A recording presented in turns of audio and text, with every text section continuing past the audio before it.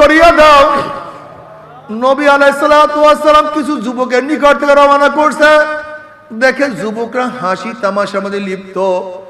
নবী আলাইহিস সালাতু ওয়াস সালাম বলেন, হে যুবকরা, নিশ্চয়ই তোমরা কবরের কথা ভুলিয়া গেছো। তোমরা কি জানো কবর প্রতিদিন ডাক দিয়া কি বলে?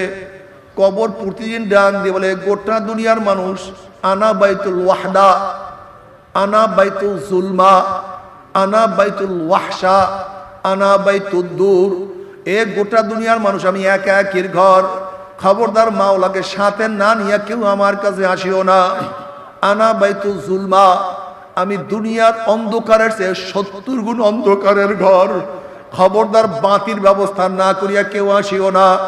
আনা বাইতুল ওয়াহশা, আনা বাইতুদ দূর, আমি পোকামাকড়ের ঘর, আমি সাপ বিচ্ছুর ঘর।